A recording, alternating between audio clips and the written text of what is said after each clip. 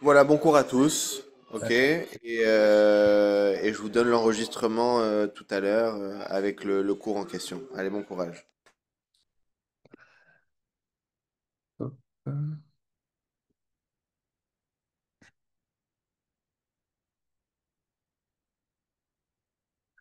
Bonjour à tous, juste dites-moi si y en a que je vois pas que j'arrive pas à accepter, vous m'envoyez un message, mais normalement c'est bon, j'ai la notification.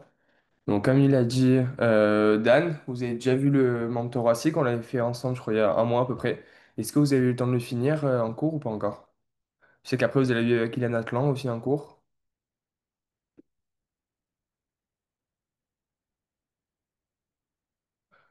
Même si vous avez fait la moitié,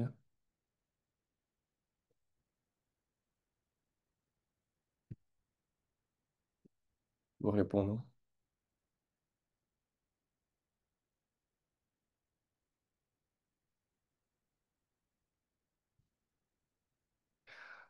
Bon, ok, c'est pas grave. Bon, là, pareil, on n'aura pas le temps de finir le cours de Montpellier.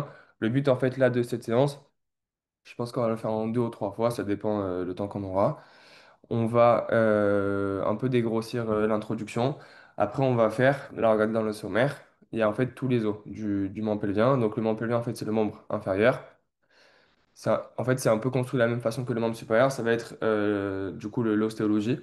Donc, on s'est arrêté au radius, je crois. Ok, bon, ça va. Essayez de faire la suite seule du membre thoracique et après vous faites des QCM, vous voyez si vous avez compris ou sinon envoyez-nous des questions. Mais en fait, le but, voilà, on dégrossit au maximum le cours. On vous montre comment bosser les cours d'anatomie, surtout pour l'ostéologie. Après, des fois, on n'aura pas le temps de finir parce que le but, c'est d'avancer sur les chapitres et sur les cours. Mais sinon, vous pouvez bien nous envoyer des messages.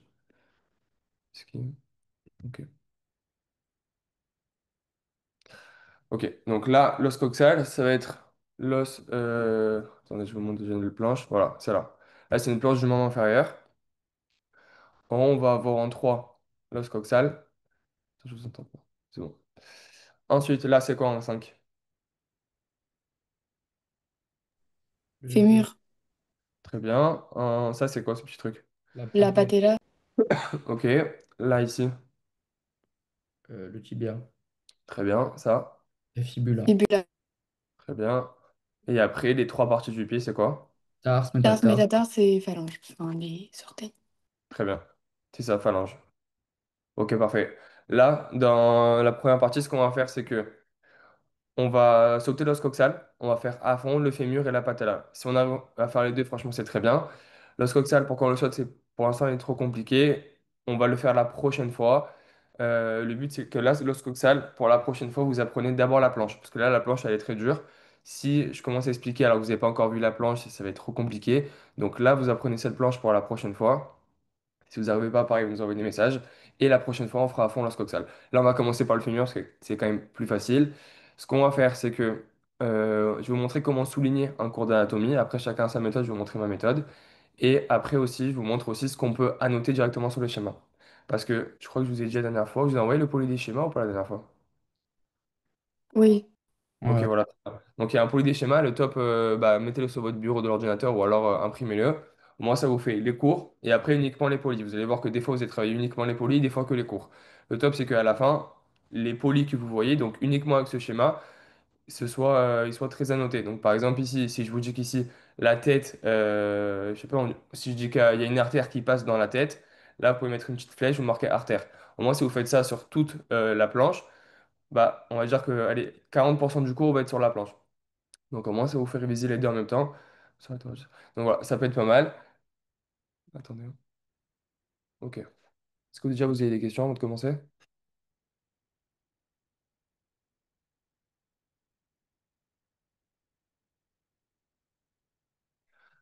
Ok, ça va.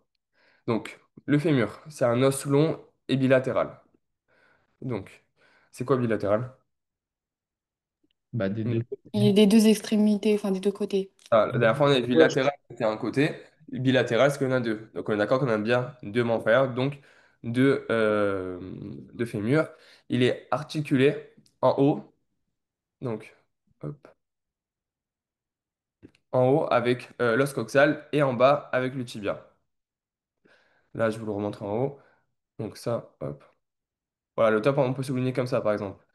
Toutes les indications en bas, latérales, médiales, tout ça, ça, on peut faire d'une couleur. Et après, le reste d'une autre couleur. Parce qu'en fait, c'est ça qui va beaucoup tomber en QCM aussi, c'est les directions. Donc ça, je vous le montre. Hop. C'est ici. Donc là, on est sur le fémur, numéro 5. On voit bien qu'il est articulé avec l'os coxal. L'os coxal, c'est celui qu'on verra la prochaine fois, du coup. C'est le 3, ok? Donc le fémur en haut, en proximal, on a dit qu'il est articulé avec l'os coxal. Et en distal, le fémur, il va être articulé avec le tibia, ok? À pas confondre avec la fibula, parce que là, on voit bien que le fémur, il touche uniquement le tibia et pas la fibula.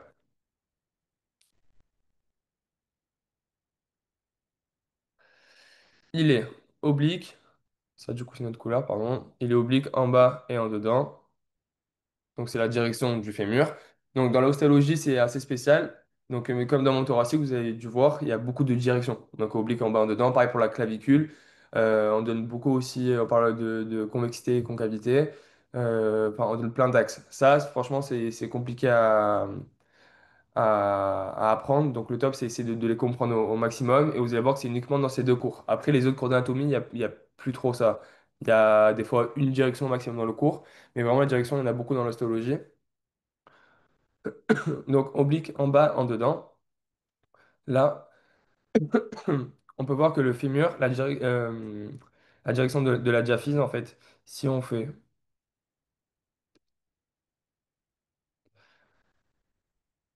si on fait une flèche comme ça, notre couleur. Ok.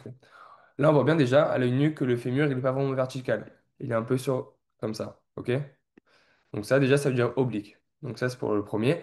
Oblique en bas. Donc du coup, là, la flèche vers le bas. Oblique en bas et en dedans. Donc on a dit que en dedans, c'était comme quoi aussi? Médial. Exactement, médial.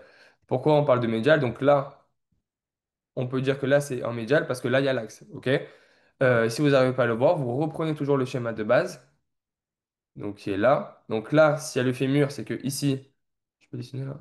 Non. Ouais. Parce que ici, en fait, il y a l'autre partie de l'os coxal.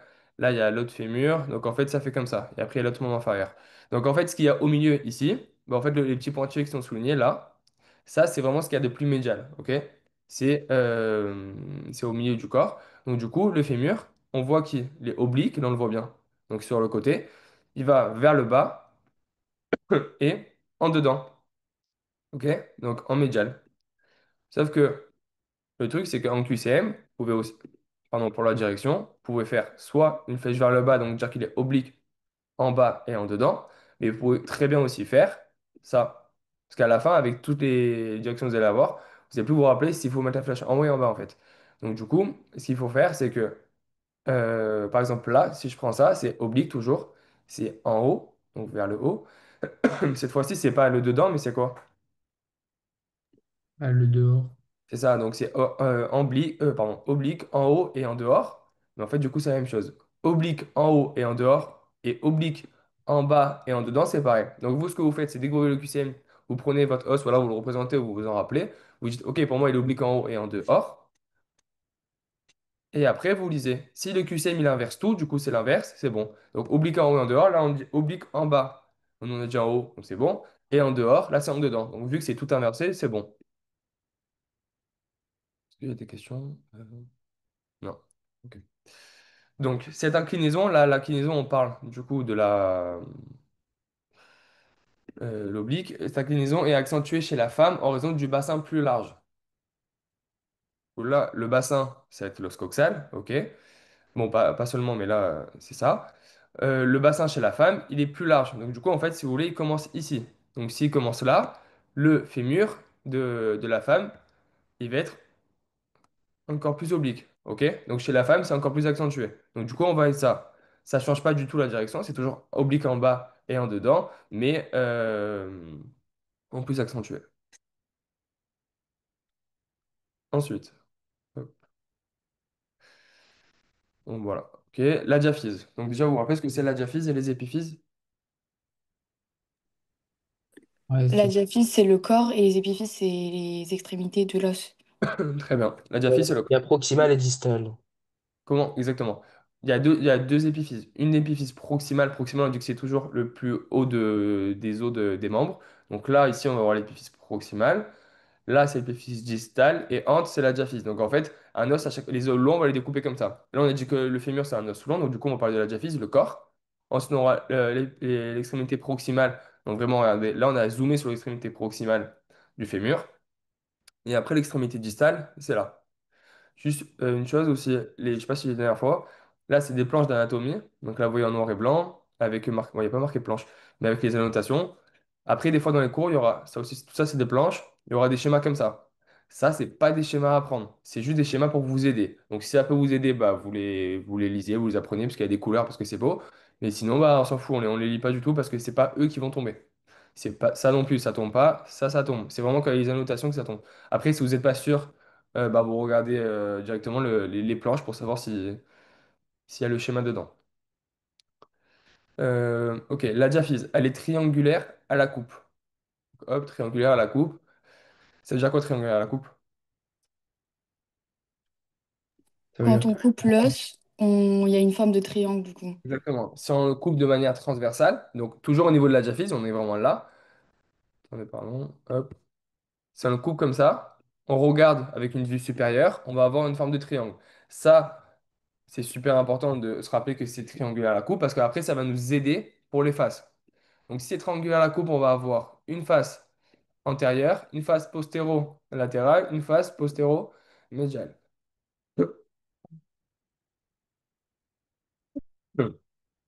Donc, triangulaire à la coupe, par exemple, ok. Là, j'ai pris une feuille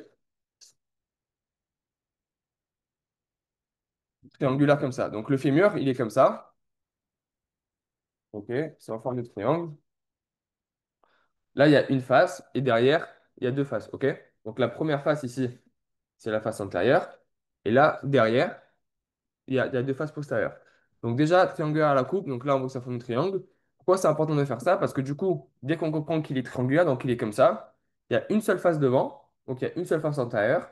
Et après, on dit qu'il y a une face postérolatéral et postéromédiale. Donc une face devant, et derrière, il y a deux faces. S'il y a deux faces, et du coup, qu'il y en a une qui est plus médiale, donc qui est plus sur dedans, et une qui est plus latérale. Voilà, ça c'était pour les trois faces.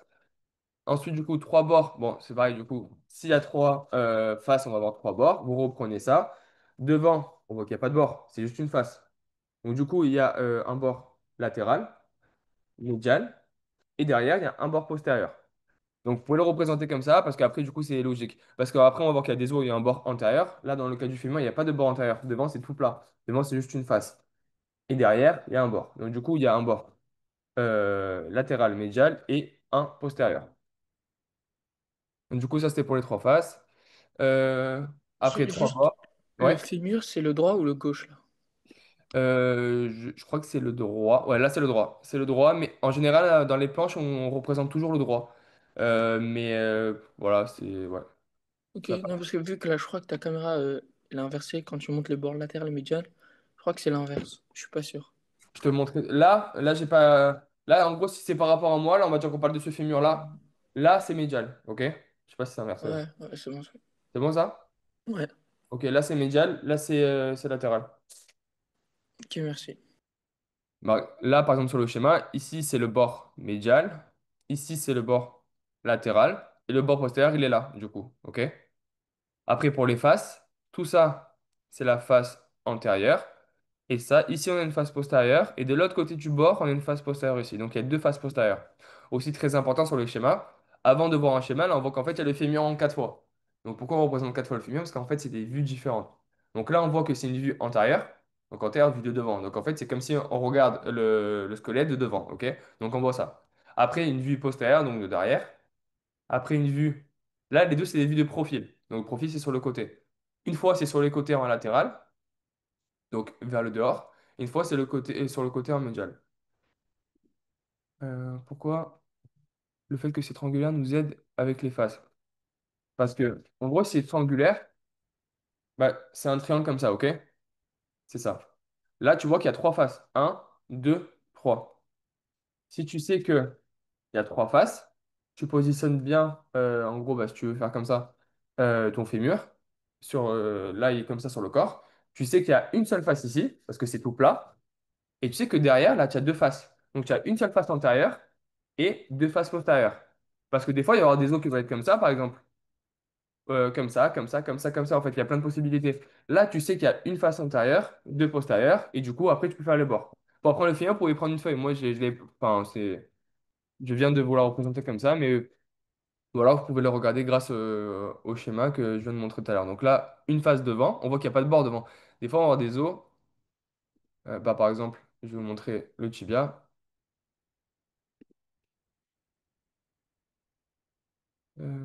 Ok, le tibia, regardez, il est comme ça. Là, c'est une vue de face. Donc ça, c'est une vue... voilà. Ça, c'est une vue de face, une vue antérieure, ok. Là, on voit qu'en fait, devant, il y a un bord. Donc en fait, il y a un bord antérieur au niveau du tibia. Là, regardez, le bord, il est là en 5, numéro 5, bord antérieur. Alors que le fémur, si on regarde, il n'y a pas de bord antérieur, c'est uniquement une face. C'est vide. Ok, donc tout, on reprend. Trois bords, donc un latéral, un médial, un postérieur. Le bord postérieur, on peut le voir ici. Hop. Le bord postérieur, il est là, en numéro 15. Ok, parce qu'on est en vue du postérieur. Le bord postérieur, quand on dit ou en anatomie, quand on dit ou, quand il y a une virgule, c'est souvent que c'est la même chose. Donc, vous pouvez mettre un égal ici, par exemple. Ici, je peux annoter là, un égal. Donc, bord latéral, ok, il est là. On est... Bord latéral, bord médial et postérieur. Le postérieur, il est là, mais on nous dit aussi que le postérieur, il correspond à la ligne âpre en forme de crête. Là, on voit bien qu'ici, c'est une forme de crête. Ok, et elle s'appelle la ligne âpre. Si là, vous voyez le schéma du postérieur, c'est numéro 15. Numéro 15, vous regardez ici, ça correspond à la ligne âpre. Donc, du coup, bah, c'est bon. Hop. Une âpre en forme de crête qui se trifurque à son extrémité proximale. À quoi ça correspond, trifurque? Se divise en trois. Ok, très bien. Trifurque à son extrémité proximale et se bifurque à son extrémité distale. Donc, c'est-à-dire que en haut, elle se divise en trois et en bas, elle se divise en deux. Donc là, je mets proximal, là, distal. On regarde après sur le schéma. Si vous voulez, tout ce qu'on lit, bah, le schéma, il peut quasiment tout le temps tout expliquer. Après, des fois, les schémas, ils sont pas très, très bons pour voir toutes les phases, pour tout comprendre, mais dans la plupart du temps. Donc dès que vous lisez, ça n'a rien à prendre par cœur. Vous regardez sur le schéma si c'est, entre guillemets, vrai ce que dit le texte. Donc là, vous regardez, on dit que la ligne A, après, se divise en 3 en haut et en 2 en bas. Ce que vous pouvez faire, là, vous regardez. Ici, ça se divise en 3. Donc là, il y a une âpre. Un, 2, 3. Vous descendez. Hop, là, ça se divise en 2. Un, 2. C'est pour ça qu'il y a une âpre sur la face postérieure se trifurque son extrémité proximale, mais bifurque en distale. Ok. L'axe. Attendez. L'axe de la diaphyse. Donc là, on est toujours dans la diaphyse. Faut pas oublier, on est vraiment toujours là. Et oblique en bas et en dedans. Donc ça, on l'a déjà vu. C'était où? On l'a déjà vu? Ici. Non. Bon, voilà, c'était là. Oblique en bas, dedans. Donc ça, on l'a déjà vu. Bon, ça, on ne le souligne pas. Dans le plan frontal pour compenser l'écartement des épiphyses proximales par la cavité pelvienne. Donc tout à l'heure, on a juste dit qu'on avait un axe de la diaphyse qu'on a représenté en haut, oblique en bas et en dedans, ou alors oblique ici. Hop, soit ça, soit oblique en haut et en dehors. Les deux sont justes. Ça, juste en anal, donc au concours, on va juste dire oblique en bas et en dedans, vrai ou faux. C'est surtout pour les écuries que vous allez voir. Souvent, les tuteurs, ils piègent, ils peuvent mettre oblique en haut et en dehors. Mais en vrai, c'est pas ce qui est marqué dans le texte, mais c'est quand même vrai. Donc voilà, c'est ça, juste la petite parenthèse. Et après, euh, ouais, en fait, là, on le dit aussi, pourquoi ça a une direction oblique en bas et en dedans? Parce qu'on va voir après que l'extrémité, l'épiphyse, pardon, proximale, donc ça, en fait, pareil, c'est pas vertical. Donc, là, ça va être oblique et en dehors, en fait, juste cette partie-là. Donc là, on passe sur l'épiphyse, juste cette partie-là. Là, c'est oblique et si on fait ça, par exemple, oblique et en dehors. Donc en fait, ça prend beaucoup de place. Donc du coup, vu que là, on va avoir, en fait, si vous voulez, une dérivation du fémur vers l'extérieur de l'extrémité de l'épiphyse proximale, la diaphyse, en fait, elle est obligée de compenser le fait que l'épiphyse proximale parte vers l'extérieur. Du coup, c'est pour ça qu'elle repart vers l'intérieur. Donc en fait, à la fin, en gros, vous pouvez voir, c'est que là, d'où part le fémur,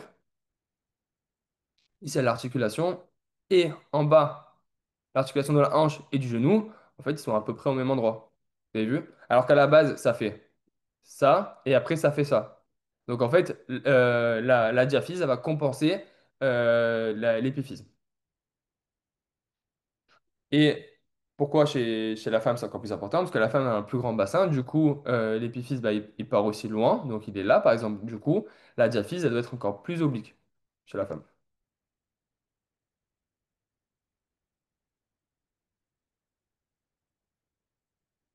Donc ça, c'était pour ça, pour compenser l'écartement donné aux deux épiphyses proximales par la cavité pelvienne.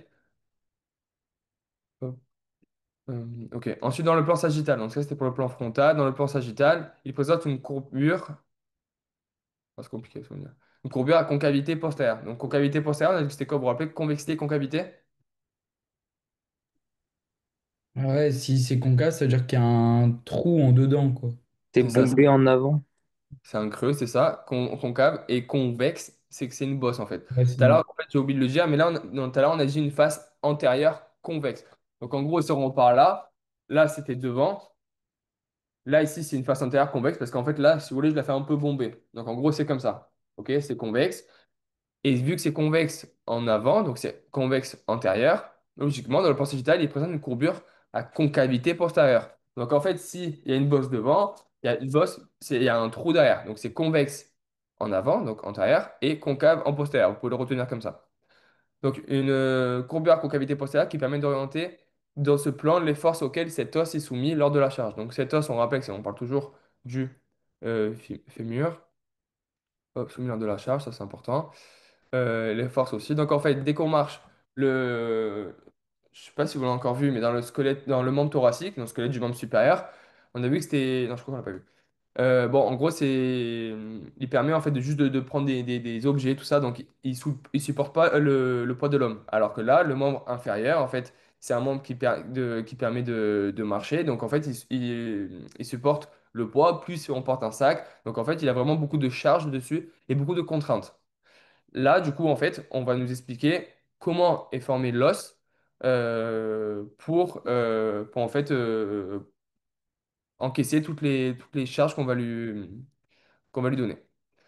Donc, la concavité postérieure, c'est l'une des choses qui permet en fait à l'os, en fait, si vous voulez, d'être plus rigide pour pouvoir encaisser toute la charge.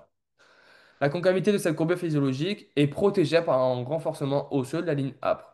Du coup, la concavité en postérieur, ce qui va avoir un creux en postérieur, et en plus la ligne âpre qu'on a vu tout à l'heure, donc qui se trifurque à son extrémité proximale et se bifurque à son extrémité distale, elle va permettre de renforcer le fémur.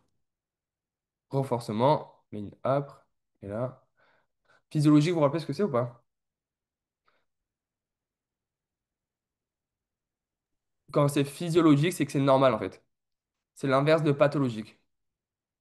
Par exemple, un fémur pathologique, c'est un fémur qui va être, je sais pas, on va avoir une malformation, ou alors un fémur qui va avoir une fracture. Donc là, par exemple, une fracture du fémur, hop. Là, si on montre une schéma avec une fracture du fémur, bah, le fémur, il est pathologique. Là, dans toute l'anatomie, on va uniquement parler, si on l'a vu dans base anatomie, je sais pas si on l'a vu ensemble, c'est le premier cours. Dans toutes les planches, c'est des planches physiologiques. Donc en fait, d'un squelette sain où il n'y a pas de problème. Donc là, en fait, du coup, cette courbure est physiologique. Donc en fait, c'est normal d'avoir un creux, en fait, si vous voulez, derrière, sur la face postérieure du fémur. Là, ici, pourquoi je mets 3 et en bas 2? Au moins, vous vous rappelez directement qu'en haut, ça se trifurque, en bas, ça se bifurque. C'est ça les annotations que je vous ai parlé tout à l'heure. Là, pour l'instant, ce n'est pas trop la peine d'annoter, mais ça, en fait, on aurait pu le mettre. Donc, en haut 3, en bas 2, ça se trifurque en haut, ça se bifurque en bas. Au moins, dès que vous voyez les schémas, vous vous rappelez directement, ça fait un petit rappel. Ok. Une question. Est-ce que tu peux réexpliquer la diaphyse et épiphyse, s'il te plaît? Tu parlais peut-être de ce truc. C'est pas grave. L'axe de la diaphyse est oblique en bas et en dedans. Ça, on l'a vu.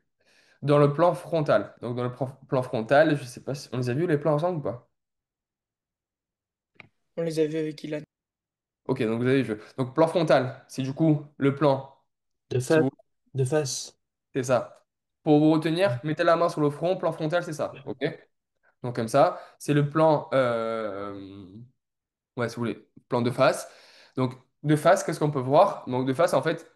C'est exactement, là, si vous voulez, on va être sur un plan frontal, même si c'est pas vraiment vrai parce qu'on est sur un schéma, mais c'est une vue de face sur un plan frontal. Sur le plan frontal, qu'est-ce qu'on peut voir? Ici, on peut voir qu'en fait, la diaphyse, elle est oblique en B1 dedans. Mais pourquoi c'est tordu alors qu'on aurait pu la faire droite? En gros, hein. Attendez, hop. Ah, c'est bon, je peux écrire. En gros, pourquoi là on n'a pas le bassin? Là, on a le fémur qui est droit, et après on a le genou. Pourquoi tout n'est pas droit? Alors, pourquoi c'est oblique, tout ça? En fait, on nous dit que là, le fémur va être oblique en bas et en dedans, donc il va être tordu, en gros. Pourquoi? Parce que l'épiphyse, donc l'extrémité supérieure du fémur, va être aussi tordue comme ça. Donc en fait, euh, la, la diagonale, si vous voulez, de la diaphyse du fémur est présente pour compenser en fait bah, l'épiphyse l'épiphyse proximale qui part en extérieur. En gros, c'est ça.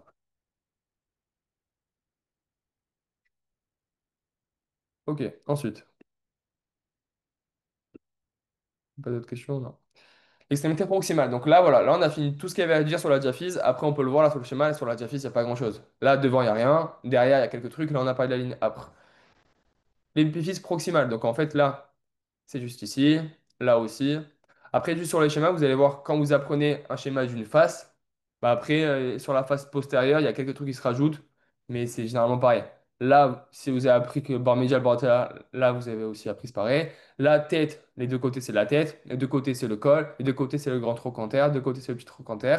Les deux côtés, c'est les épiphyses. Donc après, ça revient au même. Là, pareil. Là, par exemple, sur le schéma, vous n'avez rien à apprendre parce que vous avez déjà vu ici. Mais après, c'est juste des vues différentes. Extrémité proximale, donc là, ils ont fait un zoom sur l'extrémité proximale. Elle comporte la tête fémorale.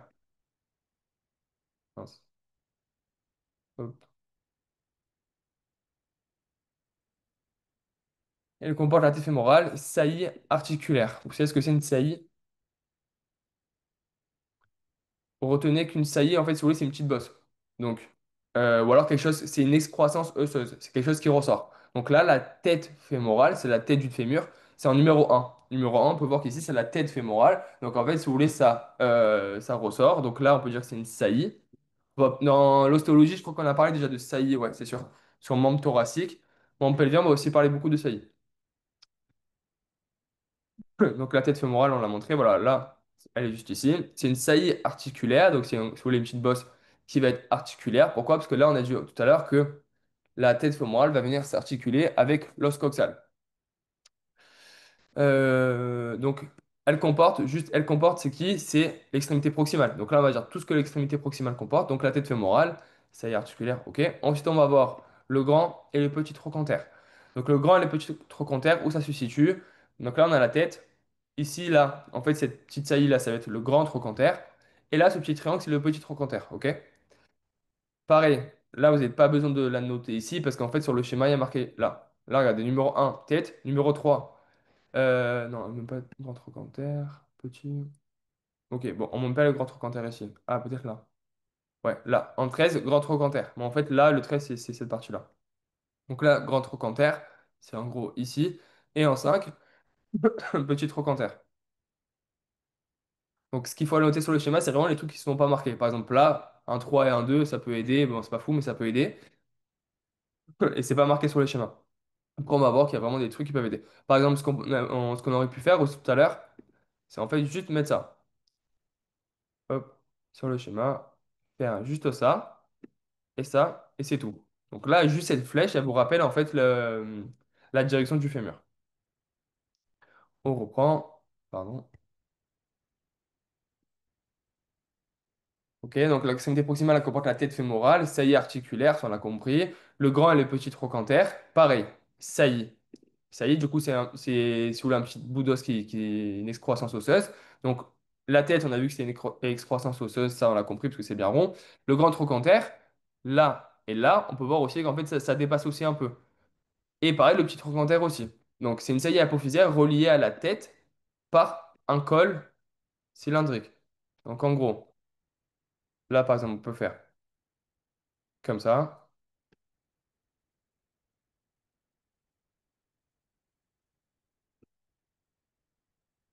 Voilà, comme ça. Là, tout ce qui est en jaune, c'est tout ce qu'on a dans l'extrémité proximale. Et après, ce qui est en bleu, par exemple, c'est des caractéristiques en fait de la tête fémorale ou du grand ou du trochanter. Du coup, là, tête fémorale, là, gros trochanter, là, petit trochanter. Et là, du coup, toute cette partie-là, c'est le col. OK? Donc là, c'était les grandes parties. Maintenant, on va tous les détailler. Donc la tête fémorale, ici, on l'a détaillé, la tête. Ensuite, le col, on l'a détaillé, le col ici. Ensuite, le grand trochanter, on l'a détaillé, le petit trochanter aussi. Là, ce qu'on peut faire, c'est qu'on met par exemple en, en rose, là, la tête, là, le col anatomique, là, le grand trochanter. Au moins, on a déjà le plan de la suite du cours, en fait. Hop, et après, on passe à l'extrémité distale. Du coup, des questions? Non. La tête représente 2 tiers d'une sphère d'environ 25 millimètres de rayon. Ça à apprendre par cœur. Coiffant le col, recouvert de cartilage hялin. Donc le cartilage hялin, la tête, elle est recouverte. Pourquoi? Parce qu'on a dit tout à l'heure qu'elle était articulaire. Avec, bon, on le dit juste après, elle s'articule avec la surface semi-lunaire de l'os coxal, agrandie par le bourrelet acétabulaire. Ça, on va le voir quand on va faire la semaine prochaine ou la prochaine fois qu'on fait aimant pelvien. L'os coxal, on va voir dans l'os coxal. C'est ça, voilà. Là, c'est l'os coxal. Et en fait, la tête fémorale va venir ici. Donc, si je vous montre une schéma globale, voilà, c'est ça. Là, ici, c'est l'os coxal. La tête fémorale, elle va venir ici, sur la face semi-lunaire de l'os coxal. OK? Pour ça, c'est articulaire. Et entre, on va avoir du cartilage hyalin. Hyalin, c'est juste le nom du cartilage. Prenez pas la tête avec ça. Du coup, c'est bon. Elle présente, elle, de qui on parle toujours, c'est la tête. Elle présente dans son cadran postéro-inférieur une fossette. Non, postéro-inférieur, c'est comme ça, on avait dit. Une fossette du ligament rond qui lui apporte une artériole nourricière. Donc, en fait, là, on parle de la tête. Là, ce qu'on peut faire, c'est on peut trouver un schéma qui nous explique ça. Là, on nous dit qu'en fait, dans le cadran postéro-inférieur, donc toujours de la tête, donc vraiment uniquement là, on va avoir en fait une fossette. Une fossette, c'est comme un petit trou où on va avoir une artériole nourricière qui va venir rentrer dans le fémur. Donc en fait, artériole nourricière. Artériole, c'est quoi? C'est une petite artère nourricière qui va venir nourrir en fait le fémur. Donc là, on le voit bien. On regarde les faces. Là, ici, on voit pas d'artériole. Ici non plus. Ici non plus. Et là, on la voit. Donc, en fait, là, on voit ici, en 14, on voit fovea capitis. Fovea, c'est fossette. Bon, ça, je crois que c'est en italien. Fovea capitis, entre parenthèses, fossette du ligament rond. Donc, en fait, c'est dedans, on va avoir l'artériole nourricière qui va venir dans, du coup, le cadran postéro-inférieur. Là, on voit bien que c'est un peu en postérieur. Et là, on est plus sur la partie inférieure de la tête. Ce qu'on peut faire ici, par exemple, aussi, là, en 14, on nous parle juste de fossette du ligament rond, sauf que nous, on sait que dedans, on va avoir l'artère nourricière qui va venir. C'est pas marqué. Donc là, par exemple, on peut annoter à côté, bon, je l'écris comme ça, artériole nourricière, ok? Flèche dans le 14. Au moment quand vous voyez le schéma, vous revoyez ça et ça permet en fait de se rappeler aussi du coup en même temps. Ok, donc pour la tête, c'est bon. Ensuite, le col anatomique. On rappelle le col anatomique, on a dit qu'il était où? On a dit que c'est toute cette partie-là. En fait, le col anatomique, c'est ce qui sépare en fait la tête avec le grand et le petit trochanter. Donc, le col anatomique relie la tête, en fait, ok, je vais le lire, au massif trochantérien. C'est quoi le massif trochantérien? C'est c'est la partie où il y a les deux trochantères. On rappelle, il y en a deux, c'est lesquels? C'est le trochanter, le grand, pardon, là, et le petit, juste ici. Donc en fait, on va avoir le col qui va séparer les deux trochantères ici, ici, avec la tête. Son axe. Donc là, on parle de l'axe du col. Donc tout à l'heure, on a vu l'axe du fémur. Là, c'est un nouvel axe, c'est le col. Son axe est oblique. Donc là, on a dit que pour toutes les directions, c'était envers. Bon, j'ai dû me tromper des fois pour les couleurs. Mais vous prenez la couleur que vous voulez. Donc son axe est oblique en haut, en dedans et en avant. En haut, en dedans et en avant. Donc en fait, ce qu'on peut faire là, en haut, en dedans, on peut faire comme tout à l'heure. Là, on va faire ce schéma-là.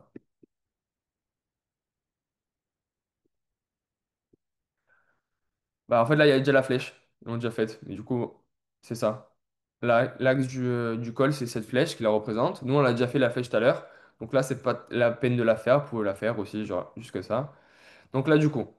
son axe est oblique. Donc là, on voit pareil que c'est pas vertical, c'est oblique. Oblique, c'est sur le côté, donc c'est en diagonale.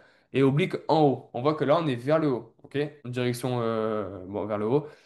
En dedans, parce que là, on est bien sur cette planche-là. Là, ici, c'est bien la partie médiale. Donc on va vers le dedans. Donc c'est oblique en haut vers le dedans et en avant. Le en avant, on ne peut pas le voir. Là, sur le schéma, on va mieux le comprendre. Bah, là, on le voit bien, pardon. Ok. Là, c'est une vue supérieure. Là c'est, si vous voulez, là, je mets poste.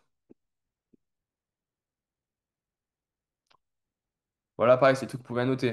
Là, il n'y a pas marqué, mais là, c'est postérieur. Là, c'est antérieur du schéma. Bon, postérieur antérieur. Donc là, c'est le devant, là, c'est le derrière. Là, on voit bien que dans cette partie, donc sur la vue supérieure, on voit bien que le fémur, il va vers l'avant, en fait. Pardon, le col du fémur. Donc là, c'est postérieur, c'est en antérieur. Il va plus vers l'avant que vers l'arrière. Donc là, on peut voir du coup qu'il est en avant. Et grâce à cette planche, la planche frontale, on peut voir vue de face, on peut voir qu'il est oblique en haut et en dedans. OK? C'est un peu compliqué. Mais voilà. N'hésitez pas du coup à changer de planche. Là, on a vu juste que c'était oblique en haut et en dedans. Si on ne voit pas que c'est en avant, vous pouvez la prendre par cœur. Mais aussi, en fait, si vous voulez, il y a toujours des planches qui vont permettre de tout comprendre. Donc, pour 90% des cas. Donc, du coup, là, on peut voir que c'est en avant grâce à ça là. Ce que vous pouvez faire aussi, par exemple, si vous pouvez mettre, hop, bon, en propre, hein, une flèche ici. Bon, vous comprenez qu'ici, vous comprenez en haut et en dedans. Et pour l'en avant, vous mettez une flèche pour ce schéma. OK?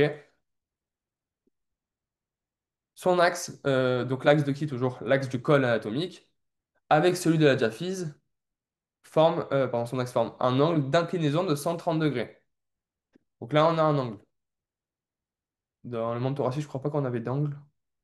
Là, on le voit bien. Là, pareil.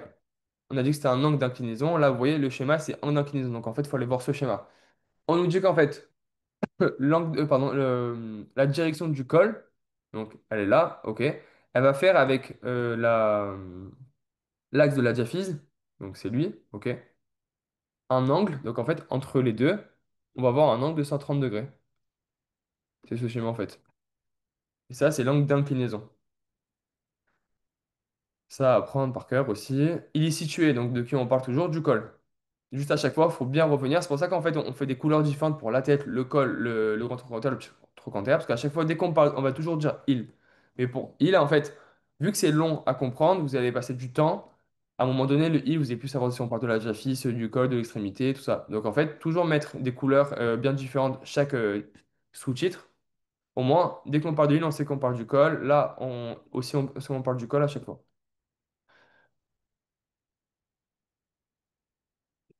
Hop. Ok, il est situé en avant du plan frontal. Pourquoi en avant du plan frontal? Parce qu'on a dit qu'en fait, il va en avant. Donc, il dépasse le plan frontal, avec lequel il forme un angle d'antéversion ou de déclinaison de 15 degrés ouvert en avant et en dedans. Tout à l'heure, on a vu un angle d'inclinaison de 130 degrés. Ok? Donc là, on le voit bien, 130 degrés, inclinaison. Là, maintenant, on va nous parler d'un angle de déclinaison de 15 degrés. Donc, l'angle d'inclinaison, on l'a vu sur le schéma. L'angle de déclinaison, on le voit sur ce schéma. Là, 15 degrés. OK? C'est de quoi il est formé cet angle? C'est du plan frontal. Le plan frontal, c'est celui-là. OK? On a vu de face, comme ça. Ça coupe. Parce que là, on rappelle, on est sur une vue supérieure. Donc, plan frontal avec celui-là, toujours pardon, l'axe du col anatomique. OK? Donc, entre le plan frontal et l'axe du col anatomique, il va y avoir 15 degrés. Et celui-là, on appelle du coup l'angle de déclinaison ou alors aussi l'angle d'antéversion. Il est limité, donc toujours le col anatomique, en dedans par le pourtour de la tête. Le pourtour, c'est le tour. OK? Donc, si on regarde le col, il est là, col anatomique. Là, il fait tout ça, il est limité en dedans. Donc là, on est d'accord que là, on est en dedans. En dedans, et ici, on est en dehors. Parce que ici, on se rapproche de l'axe du corps, en dedans. Donc ici, en fait, il va être limité en dedans, donc c'est cette partie-là. Par le pourtour de la tête. On voit bien qu'en dedans, il est limité par la tête. OK? Après. En dehors par la ligne intertrochantérique. On se met là. Donc en dedans, c'était la tête. En dehors, c'est là-bas. En dehors, c'est illimité par ça, en fait. Je mets des couleurs, peut-être.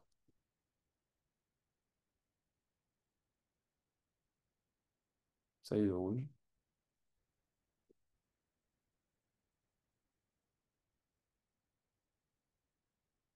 Donc ça, c'est la tête qui va limiter le col en dedans. Et en dehors, on voit bien que le col est limité par ça. OK? En dehors, ce qui va limiter, c'est cette partie-là. Donc on a dit ici que c'était les deux trochantères, donc le massif trochantérien. Mais en fait, ce qui relie les deux trochantères, ça va être cette ligne-là. Et vu que c'est une ligne qui relie les deux trochantères, on l'appelle la ligne intertrochantérique. OK? Donc voilà, ça c'était pour la limitation du col, dedans et dehors. Mince. Ok, c'est bon. Maintenant, juste, là, on va se mettre là. Là, du coup, c'est le même schéma que tout à l'heure. En dedans, il y a la tête. En dehors, il y a la ligne. Là, pour le voir, hop, 3. Ici, 3 lignes intertrochantériques. Là, si on se met en face postérieure, pareil, en dedans, la tête, elle bouge pas. En dehors, on a toujours les deux trochantères, sauf que juste l'appellation, elle change. Ici, c'est plus la ligne intertrochantérique, mais c'est la crête intertrochantérique. La 3 sur la face antérieure, c'est ligne. La 4 sur la face postérieure, c'est crête. OK? On ne donne pas la différence entre crête et ligne, juste voilà, pensez à ça, parce que du coup, là, on nous dit, je vais bien vous souligner ça, en dedans, en dehors. Ok. Donc, en dedans, limité par la tête, en dehors par la ligne intertrochantérique et par la crête intertrochantérique. Donc voilà, on nous dit les deux. La ligne intertrochantérique, c'est vraiment pour la partie antérieure, et la crête intertrochantérique pour la partie postérieure. Sa face postérieure, donc toujours on parle du col anatomique, présente la gouttière du muscle obturateur externe. En gros, retenez le muscle obturateur externe. Là, vous pouvez le mettre, par exemple, ici. Là, sur la face postérieure, on va voir la gouttière du muscle obturateur externe qui va venir dessus. Donc là, ce que vous pouvez faire, vous savez que la face postérieure, c'est ici. Ici, dans la face postérieure du col, vous regardez le schéma, il y a marqué uniquement col anatomique, donc il n'y a rien marqué d'autre. Vous pouvez faire une flèche ici et vous marquez muscle obturateur externe. OK? Au moins, c'est un note. Donc du coup, à la fin, en fait, voilà, on n'a pas tout à noter. Mais à la fin, si vous annotez beaucoup, là, sur le schéma où à la base, il n'y avait rien, vous avez en plus comme information l'axe, vous avez un muscle qui vient ici, vous savez qu'ici, ça se trifurque, ici, ça se bifurque, ici, il y a l'artériole nourricière qui vient. Donc du coup, vous avez beaucoup d'informations en plus. Il y a des schémas, il n'y aura rien besoin d'annoter, d'autres où vous pouvez annoter beaucoup. Après, c'est comme vous préférez. Il y en a qui aiment annoter, il y en a qui préfèrent avoir un schéma vierge sans rien. Donc, ça, c'est selon ce que vous préférez. Ok. Donc là, le col anatomique, on a fini. Le grand trochanter. Est-ce que vous avez des questions déjà? Posez-moi un message si vous voulez, vous prenez la parole.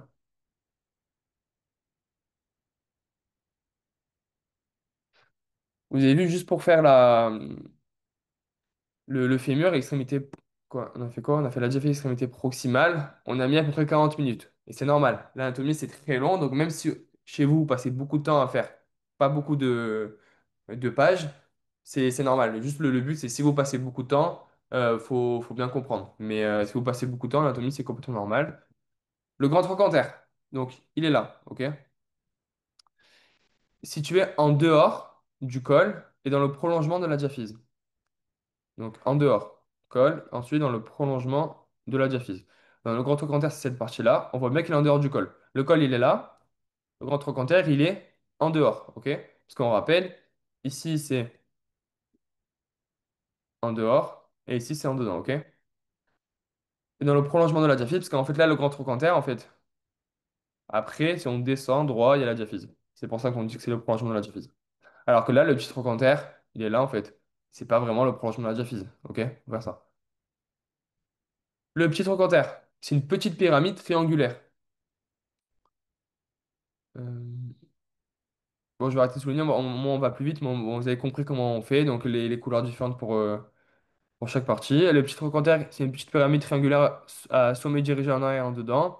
Là, on l'a vu dans ce schéma, donc en 5 c'est vraiment une petite pyramide en dedans qui va regarder en arrière. Il est situé à l'union du col et du bord médial de la diaphyse. Donc, le petit trochanter, Ils l'ont pas représenté sur ce schéma, mais on va dire si je le fais ici. Donc ouais, là par exemple, je fais un triangle, le petit trochanter, ok? Ici, donc ça, il est situé à l'union du col et du bord médial de la diaphyse. Donc en fait ici, là on a vu tout à l'heure qu'il y avait le col. Le col, il va se finir là, en fait. Le col va faire tout ça. Et après du col, on va avoir, si on continue, le bord médial de la diaphyse du fémur. Et en fait, on nous dit que le petit trochanter, il va être à l'union, donc du coup, entre à la fois le col ici et le bord médial du fémur. La structure osseuse. Donc en fait, la structure osseuse, c'est de comment est formé l'os. Alors, on a vu un peu que l'os il était formé de telle manière à pouvoir encaisser les chocs, grâce notamment à la concavité postérieure et à la ligne âpre. Là, on va détailler un peu plus. Là, on peut voir qu'en fait, ici, toutes les lignes en fait, qu'on va voir, c'est en fait la structure de l'os. Donc, la structure de l'os apparaît sur une coupe frontale, parce que là, on a une coupe frontale. Donc, en fait, c'est ce schéma. Planche 124, il n'y a pas marqué les planches, mais c'est lui, ok? Enfin, je crois, hein. Attends, bon, c'est pas la peine, mais au pire, c'est pas lui. Mais là, on le voit grâce à ce schéma. L'os spongieux épiphysaire orienté en travée. Donc, les travées, en fait, c'est des lignes. Ok? Donc, c'est la structure. Selon des lignes de force transmises au bassin vers la diaphyse fémorale. Ainsi se constitue une organisation de type ogival avec deux points de faiblesse situés à la base du cône anatomique. Ceci explique la fréquence des fractures basicervicales chez le sujet âgé. En gros, j'explique. Là, on voit la structure de l'os. On voit qu'ici, l'os, il est formé des lignes comme ça, ok, là, comme ça, là, une comme ça, et là, plein de comme ça. Ça, on a dit plusieurs fois, ça permet d'encaisser les chocs parce que le membre pelvien, à la différence du membre thoracique, il va venir supporter la charge du corps.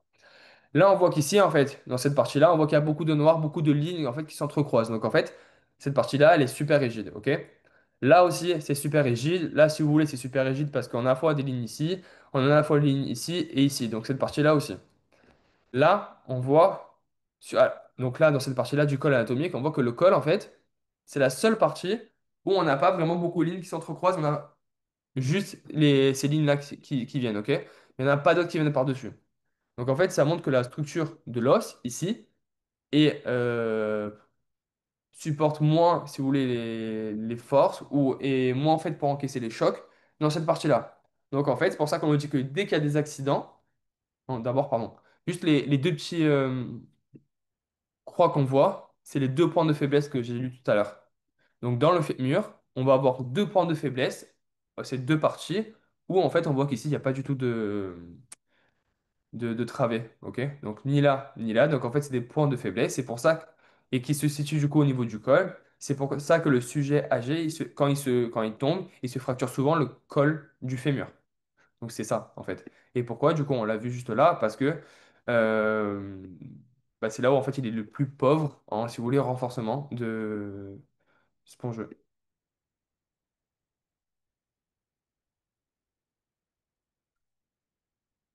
Ok, basis cervicale parce que c'est au niveau cervical. Voilà, c'est bon. Ensuite. Donc, moins il y a de croisements entre lignes, plus l'os est fragile. Voilà, c'est ça. En gros, c'est ça, exactement. Et là, du coup, tu vois que au niveau des croix, il n'y a pas de croisement. Donc, en fait, c'est vraiment les deux points, là, regarde, on le dit là, avec deux points de faiblesse situés à la base du cône anatomique. Le cône anatomique fait tout ça, à la base, donc c'est au début. Au niveau des deux points, il n'y a pas de. C'est des points de faiblesse, parce qu'il n'y a pas beaucoup de travées osseuses. Ok, donc, c'est là, en fait, où il y a plus de risques de se fracturer. C'est pour ça qu'on n'entend pas souvent une fracture de la tête du fémur. C'est plutôt le col du fémur qu'on se casse. L'essentiel de la vascularisation de la tête, donc du coup, c'est vraiment les 4 cinquièmes, est dépendant des artères destinées à destinée cervicale. Là, on les voit là. Donc en fait, toutes ces artères à destinée cervicale, cervicale, c'est pourquoi? C'est pour la tête et le col. Du fémur, c'est pas, on parle pas du cervical du cou là. Donc les 4 cinquièmes sont faits grâce à toutes ces artères-là, obstructrices, fémorales, tout ça.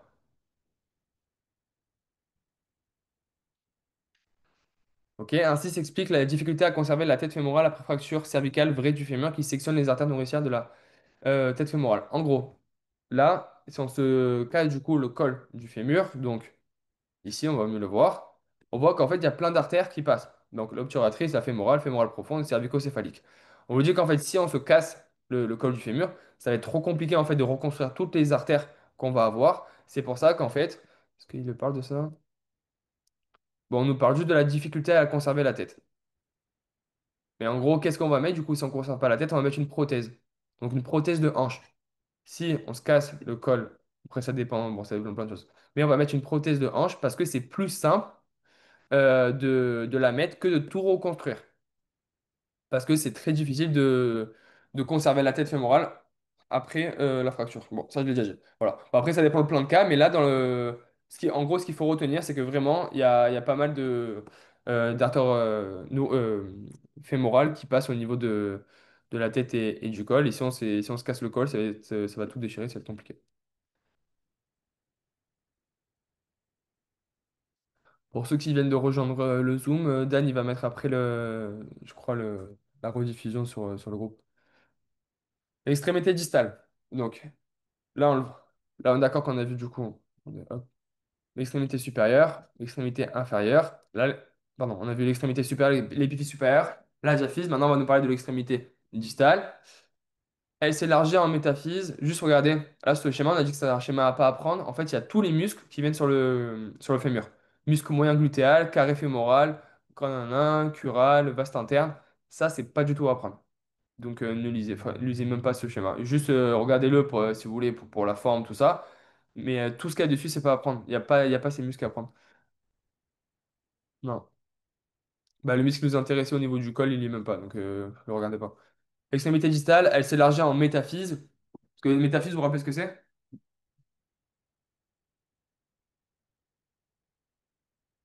La métaphyse, c'est ce qui sépare la diaphyse et l'épiphyse. Donc en fait, on va voir diaphyse, épiphyse et entre, on va avoir la métaphyse. C'est très court. Elle s'élargit en métaphyse et porte deux saillies articulaires. Les saillies, on a dit que c'était comme des petites excroissances osseuses, des petites bosses. Donc là, on les voit là, ici, hop, un, et là, deux en fait. Donc ça ressort un peu. Donc les deux, c'est des saillies qui portent saillies articulaires parce que ici, c'est articulaire, ça va venir s'articuler avec. Vous vous rappelez ce qu'il y a ici? Le tibia. Exactement. Là, on a dit que c'était avec l'os coxal. Donc la saillie, c'est la tête avec l'os coxal. En bas, c'est avec le tibia. Ok. Deux condyles réunis en avant par la trochlée, séparés en arrière par la fosse intercondylaire. Donc dedans des condyles, ça, là, ce qu'on voit ici, c'est la trochlée. Ok. Après, derrière, sur une vue postérieure. Ouais, en fait, ils sont bien ces deux schémas. Mais juste pour. Regardez pas ce qu'il y a, mais juste pour la forme. Là, c'est une vue du coup antérieure. Et là, c'est une vue postérieure. Mais pareil, tout. Ah non, ça. Ouais, ça, vous pouvez regarder ce qui a marqué. Grand trochanter, c'est juste. Enfin, ça, c'est à apprendre, par exemple, ok? Donc ça, oui, ça, tous les noms des muscles, non, mais ça peut vous aider. Donc là, du coup, ici, on va avoir la trochlée. En postérieur, ici, on va avoir la fosse intercondylaire. Ok. Donc la métaphyse présente quatre faces, antérieure en continuité avec la diaphyse, latérale, médiale et postérieure. Ou, ou du coup, on a dit que c'était comme si on disait égal. Donc antérieure, c'est devant, donc en fait, c'est elle. Ok? Donc la métaphyse, elle est là. Antérieure, on est devant, en continuité avec la diaphyse. Parce qu'on voit que la diaphyse, elle est là, elle continue en bas avec la métaphyse. On voit qu'en fait, il n'y a pas trop de changements. Il n'y a pas, par exemple, je sais pas, non, ouais, rien. Bon, il n'y a pas de changement, c'est en continuité, ok? La diaphyse et la métaphyse. Ensuite, une face... Juste, Ouais, le schéma du haut, c'est vue postérieure ou vue antérieure? celui-là, Ouais. c'est antérieur. Et tout à l'heure, on a dit que dans la vue Ah, pardon, pardon, antérieure. pardon, pardon, tiens. Ça, c'est une vue... Désolé, ça, c'est une vue postérieure. Ah, ok, voilà. Désolé, ça, c'est une vue antérieure. Bravo, désolé. Je le marque.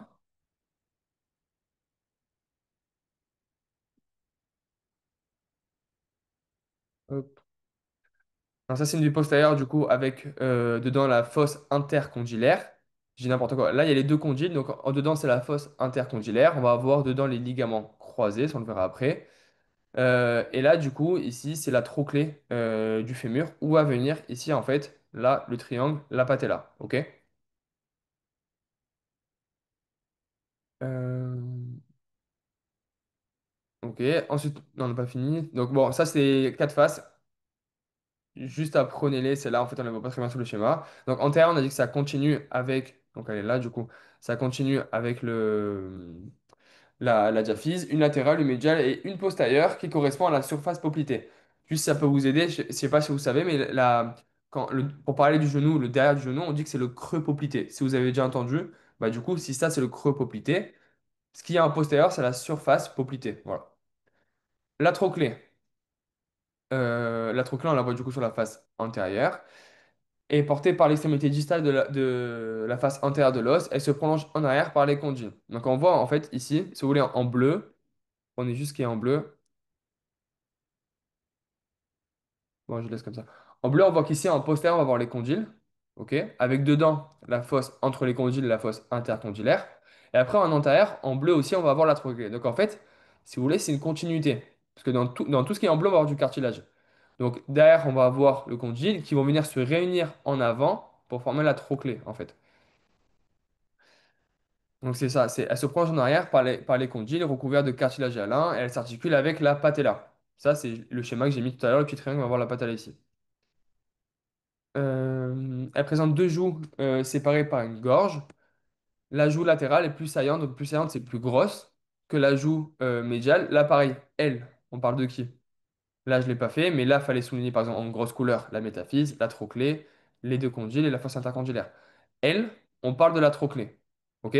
Donc, elle présente deux joues, la trochlée.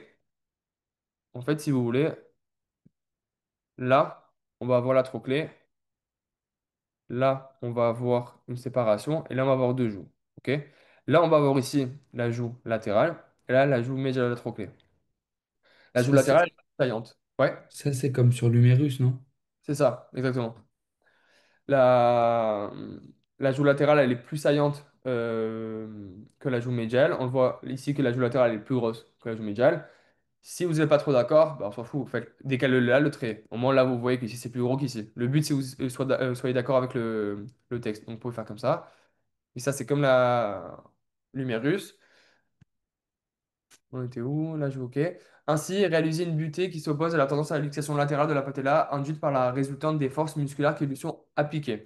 En gros, pourquoi cette partie-là, elle est plus grosse? C'est qu'en fait, ici, on va avoir la patella. OK? Et pour pas que la patella, elle se luxe, donc luxer, c'est la part à droite et à gauche, pour pas qu'elle se luxe, ici, en fait, ça forme, comme si vous voulez, une petite montagne qui va venir bloquer la patella. Donc, si par exemple, les muscles vont tirer la patella vers l'extérieur, en fait, pour venir, si vous voulez, la faire sortir, bah, la patella elle va être bloquée, va avoir une butée osseuse par la joue latérale de la trochlée qui va être très grosse. Donc, en fait, elle ne pourra pas venir se luxer. Bon, après, des fois, ça se luxe parce que, bah voilà, il y a pour plein de raisons, mais normalement, ça se luxe pas souvent en latéral grâce au fait que la joue latérale de la trochlée soit plus saillante. Ensuite, les deux condyles. Les condyles, on les voit en postérieur, ok? Droite et gauche. Ok, ils sont déjetés en arrière. On a vu qu'ils sont en arrière. Le condyle médial est plus long. Donc là, le condyle médial, c'est lui, ok? On parle de celui-là. Le condyle médial est plus long, moins large, et son axe est oblique en avant et en dehors. Donc plus long et moins large, là, on ne le voit pas très bien sur le schéma. Après, ce que vous pouvez faire, c'est que vous redessinez, par exemple, juste là, à l'extrémité distale du fémur. On va voir si sur le schéma de... Voilà, pareil, là, regardez. Là, ici, c'est les condyles. Ok, on est en postérieur, vue postérieure. Ici, on ne voit pas que le médial, donc lui, il est plus long et moins large. Même au contraire. Donc, en fait, ce que vous pouvez faire ici, hop, vous notez ici, caractéristique, plus long et moins large. Ou alors, vous refaites juste l'extrémité, on va dire, distale du fémur, juste ça. Et vous faites en sorte de faire le médial beaucoup plus fin. Au moins, ça peut vous aider.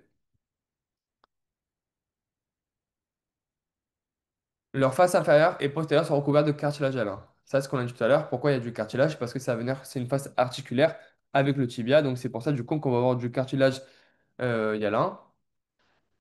La fosse intercon... Oh, il y a des questions. Patella et rotule, c'est la même chose, ouais. Oui, oui, oui. Ok, très bien. Vous allez voir qu'en fait, on va parler d'anciennes. En fait, c'est là, regardez. Hop. Patella, entre parenthèses, rotule. Après, il y avait aussi, je crois que c'est le. C'est où la fibula? La fibula, on l'appelle aussi péroné. Donc, par exemple, si vous allez dans je sais pas, je sais plus c'était quand les nouvelles appellations, mais il y a par exemple des médecins qui ont, on va dire, 60 ans, ils parlent encore de péroné, ou même en fait, quand j'étais en stage, il y avait des kinés qui avaient 35 ans, ils parlaient de péroné. Donc en fait, la nouvelle appellation, c'est fibula.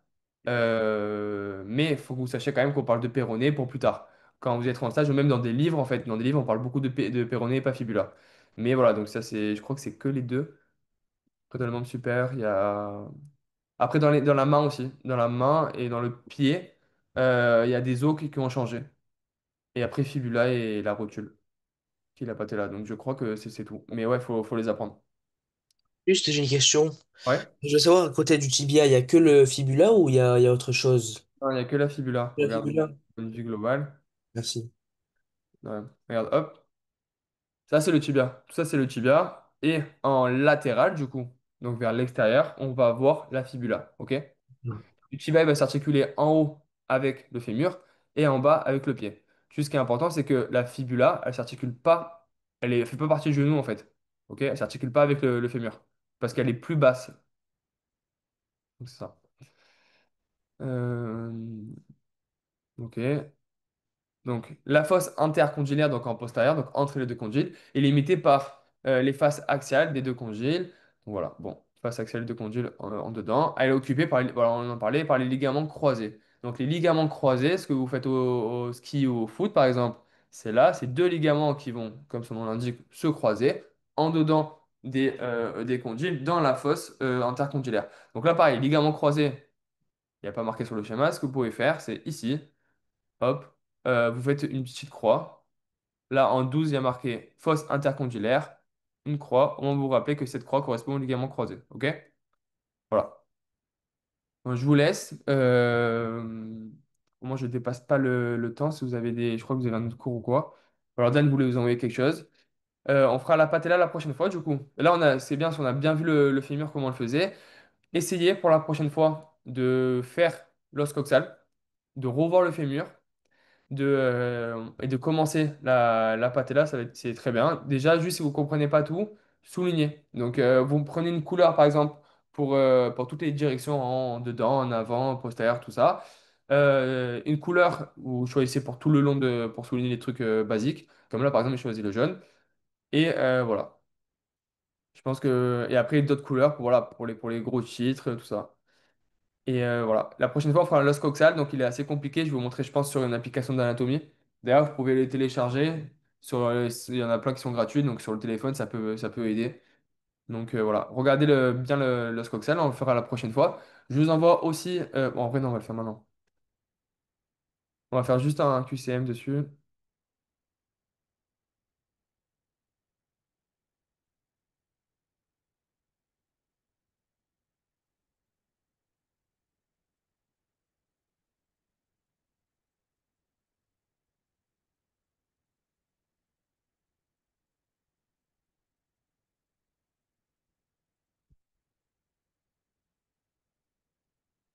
Vous voyez le QCM là? Ok, très bien. J'ai fait 5 QCM, un sur l'os coxal, un sur le fémur, un sur la patella, tibia et fibula. Ok, j'ai pas fait le pied, on le fera la prochaine fois. En bas, il y a la correction. Là, du coup, on peut faire que le 2. Donc, allez-y, je vous laisse une petite minute. Et après, on corrige le QCM2. Et après, je vous envoie tout sur le groupe. Au moins, dès que vous finissez le cours, ou même on le finira la prochaine fois ensemble, on pourra tous les faire.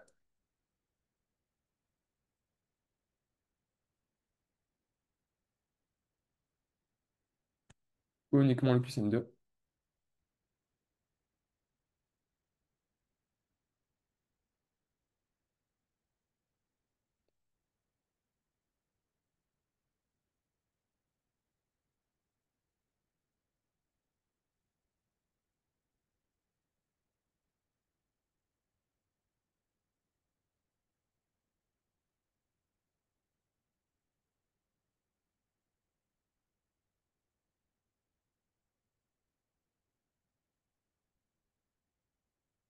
Donc, on corrige.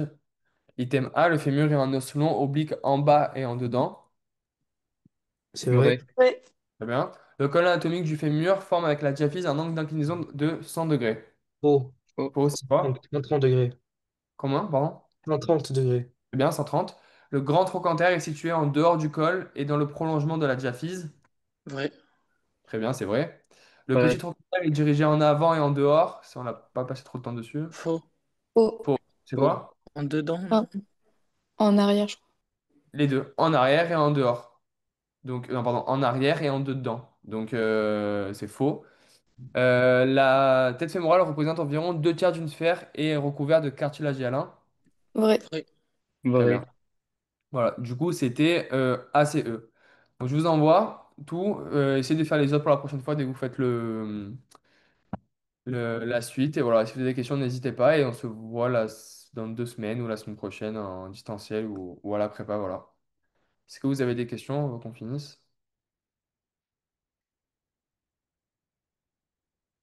Bon, parfait. Bon, ça va. Voilà, bonne journée, bon courage. Si vous avez des questions, envoyez-moi un message à moi ou à Ilan. Et voilà, essayez de faire du coup Ascoxal et Patella pour la prochaine fois.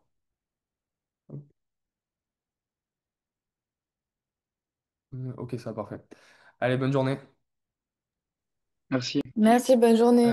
Bye, bonne journée. Merci, au Bonne revoir. journée, merci.